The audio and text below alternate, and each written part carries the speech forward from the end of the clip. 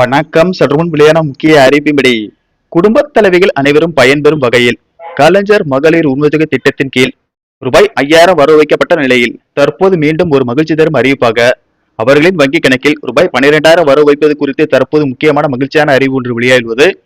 இதை பத்தி விரிவாக நம்ம வீடியோல பார்க்குறோம். வீடியோ ஸ்கிப் பண்ணாம பாருங்க.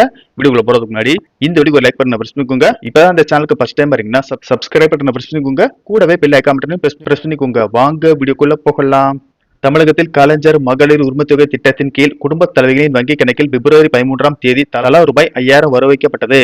இந்த தொகையானது பிப்ரவரி, மார்ச் மற்றும் ஏப்ரல் மாதங்களுக்கான தலா ரூபாய் 1000 உரிமைத்தொகை மொத்தம் 3000 மற்றும் கோடைகால சிறப்பு நிதியுதவியாக ரூபாய் 2000 ஆகியவையும் சேர்த்து ரூபாய் 5000 வங்கிக் கணக்கில் செலுத்தப்பட்டது. மேலும் திமுக அரசு மீண்டும் ஆட்சிக்கு வந்தால் மகளிர் உரிமைத்தொகை மாதம் ரூபாய் 2000 வழங்கப்படும் என முதல்வர் மு.க. ஸ்டாலின் தெரிவித்துள்ளார். இந்த நிலையில் மற்றொரு மகிழ்ச்சி அறிவிப்பாக தமிழக மக்களின் வங்கிக் கணக்கில் ரூபாய் 12,000 வரவைக்கப்பட உள்ளதாக தகவல்கள் வெளியாகியுள்ளன. அதன்படி மத்திய அரசு ஒரு பிரம்மாண்ட நிதி திட்டத்தை தயார் செய்து வருவதாக தகவல்கள் வெளியாகியுள்ளன. தமிழக வாக்காளர்களின் கவனத்தை தன் பக்கம் ஈர்க்க பயனாளிகளின் வங்கிக் கணக்கில் ரூபாய் 12,000 வரவைக்கப்பட உள்ளதாக கூறப்படுகிறது.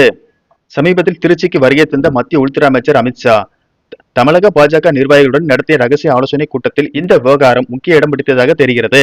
தமிழக அரசின் ரூபாய் 5000 திட்டம் பெண்களிடையே ஏற்படுத்தியுள்ள தாக்கத்தை முறியடிக்க வேண்டுமானால் அதைவிட பெரிய அளவிலான ஒரு நிதியுதவியை மக்களுக்கு நேரடியாக கொண்டு சேர்க்க வேண்டுமென மாநில நிர்வாகிகள் தரப்பில் வலியுறுத்தப்பட்டுள்ளது.